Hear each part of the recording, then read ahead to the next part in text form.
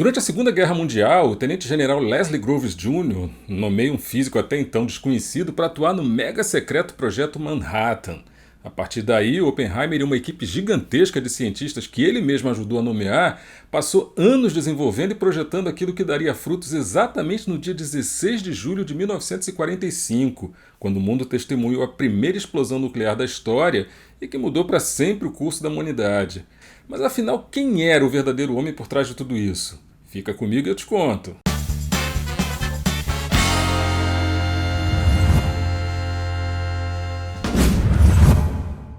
Fala galera do bem, Luiz Simões sou eu. E na noite de ontem eu fui assim, digamos, surpreendido pela conquista do Globo de Ouro de melhor filme por esse trabalho mais recente de um diretor que eu admiro profundamente. E você já vai entender por que eu disse que foi apanhado de surpresa. Oppenheimer é supostamente um filme de suspense biográfico escrito e dirigido pelo Christopher Nolan, que é o mesmo da trilogia O Cavaleiro das Trevas, A Origem, Interestelar, Dunkirk, vai por aí afora. Eu confesso que eu recebi pelo que eu paguei, porque assim como um Martin Scorsese, um Steven Spielberg, é sempre possível a gente saber de antemão o que a gente pode esperar de um filme de Nolan. Baseado na biografia American Prometheus, do Kai Bird e do Martin J. Sherry, vencedor do Prêmio Pulitzer em 2005, o filme é estrelado pelo Cillian Murphy no papel principal, além de jogar na tela uma constelação que vai de Matt Damon a Robert Downey Jr., passando por Matthew Modine, Rami Malek, Kenneth Branagh, Gary Oldman, Tim Conte vivendo Albert Einstein e Casey Affleck, entre tantos outros. O filme subverte completamente aquela fórmula biográfica acadêmica e traça um painel descarado sobre todas as nuances, assim, todas as camadas de um homem que foi ao mesmo tempo brilhante e fracassado, né, por causa de todas as incríveis realizações que ele fez, mas também das falhas descomunais que ele cometeu tanto na vida profissional quanto na vida pessoal, né, que foi sempre cheia de altos e baixos. No auge da Segunda Guerra Mundial, o físico teórico Julius Robert Oppenheimer foi recrutado pelo governo dos Estados Unidos para supervisionar o que eles chamavam de Projeto Manhattan, que nada mais era do que uma operação ultra secreta que foi criada para desenvolver as primeiras armas nucleares do mundo. Foi ali que ele conheceu o diretor do projeto, o Major-General Leslie Groves, né, que é vivido no filme pelo Matt Damon, e para que as coisas acontecessem, o Oppenheimer e o general escolheram aquele vastíssimo deserto de Los Alamos, né, no Novo México, para construir uma verdadeira cidade secreta, para abrigar tanto os profissionais quanto as famílias, né, que estariam trabalhando assim diretamente nesse projeto. À medida que os cientistas e as famílias foram sendo levadas para aquele lugar, se iniciou um mergulho incansável. Eram 24 horas por dia trabalhando para construir aquele artefato antes que os alemães pudessem entregar o deles, que já estava com 2 anos mais ou menos de vantagem, tanto na pesquisa quanto na construção. E aí, com a guerra em andamento, né, e uma série de problemas pessoais, o Oppenheimer acabou se afundando no trabalho e todo esse esforço dele logo começou a mostrar as consequências. Em 6 de agosto de 1945, a bomba atômica Little Boy foi lançada em cima da cidade japonesa de Hiroshima. 3 dias depois, foi a vez da bomba Fat Man ser arremessada em cima de Nagasaki. Sem sombra de dúvidas, isso acabou dando um fim, né, para a Segunda Guerra Mundial. Mas até hoje ainda se discute, e de maneira bem controversa, se essa era atômica realmente trouxe mais benefícios do que desgraças para o universo, sabe? Porque afinal de contas, um bombardeio que pôs fim a uma guerra é justificativa para o tanto de consequência que resultou disso aí? Enfim. O fato é que o único homem que segurou esse rabo de foguete foi o Oppenheimer, né? O protagonismo na pesquisa e no desenvolvimento desses troços aí acabou levando o cara a ser acreditado como o pai da bomba atômica. Um rótulo que, né, vamos combinar, não carrega glamour nenhum, né? E deve ter atormentado para burro a mente dodói, né, desse sujeito pelo resto da vida dele. Oppenheimer, a primeira incursão do Christopher Nolan no universo das biografias, analisa de uma forma bem intrincada, bem trágica, na verdade, o legado desse homem que é extremamente complexo e como é que tudo isso ainda afeta até hoje, né, a vida de todo mundo, várias décadas depois.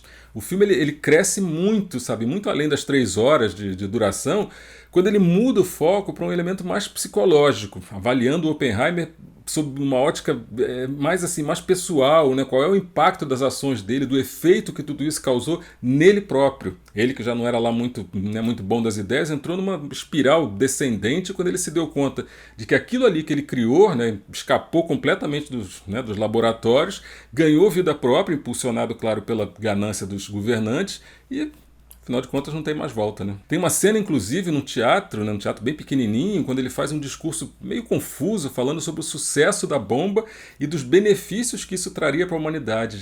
Gente do céu. Esse é sem dúvida assim, um dos momentos mais assustadores, mais constrangedores e mais angustiantes desse filme.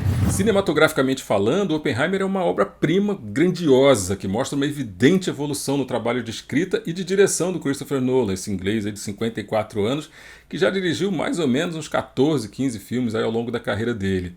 O filme tem uma trilha sonora poderosíssima do Ludwig Göransson, que também ganhou, né, o Globo de Ouro ontem por esse trabalho.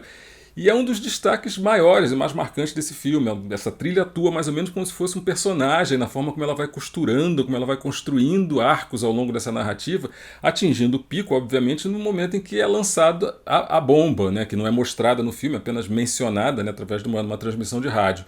E aí cabe um questionamento, sabe? Será que o peso emocional do lançamento dessas bombas e o testemunho, né, de todo o horror, do horror absoluto que tudo isso causou, não foi uma emoção perdida pelo público por causa dessa escolha do diretor?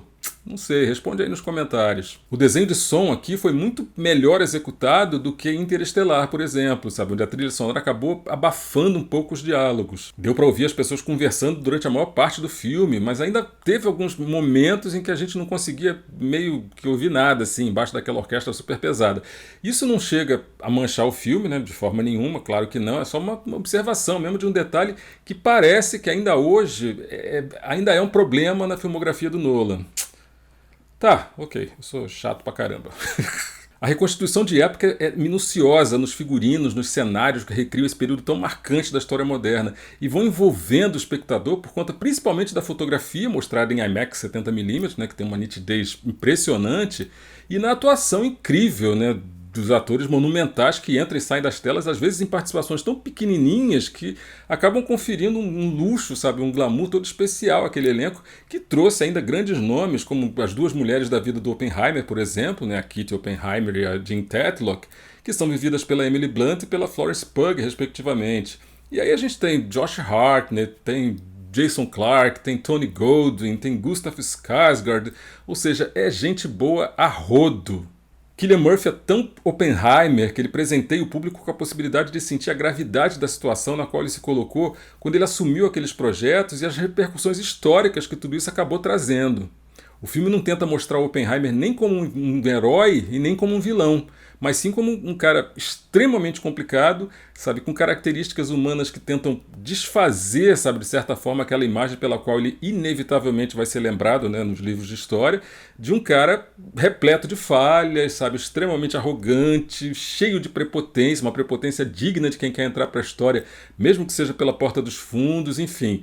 Se numa hora você admira os talentos incríveis que o cara tem no campo da física nuclear, por exemplo, no momento seguinte você já está desprezando ele pelo comportamento quando o assunto é a fidelidade à família, por exemplo, sabe? O Oppenheimer ele é visto tanto como um mártir quanto como um bode expiatório, sabe? Pela maneira como ele ajudou a pôr fim no conflito mundial mais sangrento da história, ao mesmo tempo em que ele abriu as portas para alguma coisa completamente oposta e muito pior. E por tudo isso, as premiações ao Cillian Murphy são absolutamente bem-vindas, porque a construção desse personagem foi primorosa, alguma coisa que deve ter dado assim um trabalho absurdo. Mas uma coisa é fato, Robert Downey Jr. na pele do Lewis Strauss é sem dúvida nenhuma a melhor coisa que o elenco de Oppenheimer traz. Sabe, o cara mostra de uma maneira perfeita, auxiliado, claro, por uma caracterização magnífica, toda aquela espiral lenta e marcante que levou à queda daquele personagem. O Strauss ele é um homem que não é visto com bons olhos pela história por causa daquele papel fundamental que ele teve no processo de exposição dos laços do Oppenheimer com regimes que eram contrários ao governo, né? E por ele ter esperado ali na espreita, sabe, nas sombras, o momento exato de tirar o Oppenheimer do livro dos recordes e prejudicar a reputação dele de uma maneira irreversível. Ele guardava tanto rancor do Oppenheimer que fica fácil considerar esse cara como o verdadeiro vilão dessa história. Daí você vai perguntar, mas Lud, o filme é 100% maravilhoso mesmo? 100% maravilhoso não é. né, a despeito de Christopher Nolan aí pilotando essa bagaça toda.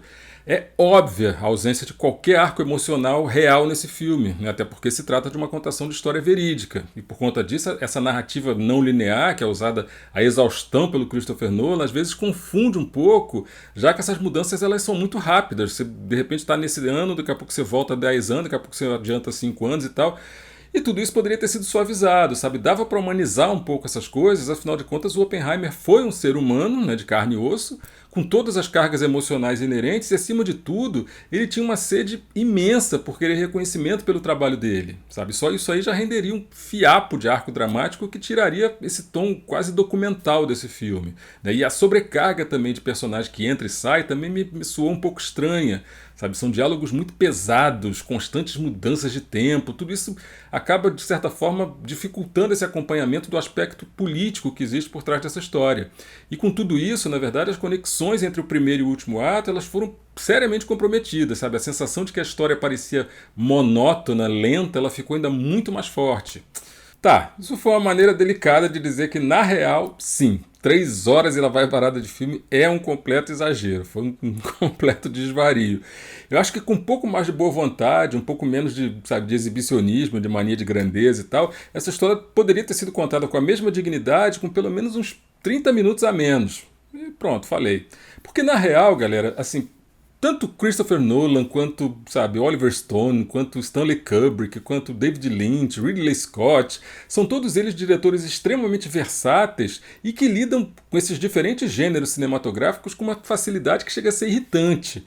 E o Oppenheimer, com certeza, sabe, entrou para a galeria dos clássicos, né, dos grandes filmes, pela porta da frente sem pedir licença, né, meteu a mão e foi entrando. Tanto que na noite de ontem levou o Globo de Ouro de melhor filme, melhor ator para o Cillian Murphy, melhor trilha sonora para o Ludwig Göransson, como a gente já falou, e melhor ator coadjuvante para o Robert Downey Jr., né, no seu melhor papel pós-universo cinematográfico Marvel. Sem esquecer, é claro, do prêmio de melhor diretor, que foi parar merecidamente nas mãos de Christopher Nolan. Muito embora esse ano a disputa tenha sido acirrada, porque nós tivemos aí no mesmo patamar Greta Gerwig, que dirigiu Barbie, Bradley Cooper, que fez um excelente trabalho com o Maestro, o mestre Martin Scorsese, que dirigiu Assassinos da Lua das Flores, o Yorgos Lanthimos, que dirigiu Pobres Criaturas, e a Celine Song, que fez um excelente trabalho também com Vidas Passadas. E se tudo isso é um termômetro para o Oscar, fica aqui a minha aposta de que ainda tem muito tio Chico reservado em outras categorias a caminho da estante, tanto do Nolan quanto dos técnicos que trabalharam aí nesse projeto. É esperar para a gente conferir. E se você curtiu esse conteúdo, não esquece, deixa o like no vídeo, se inscreve no canal, ativa o sininho das notificações e uma coisa é certa, a gente se vê no próximo set. Corta!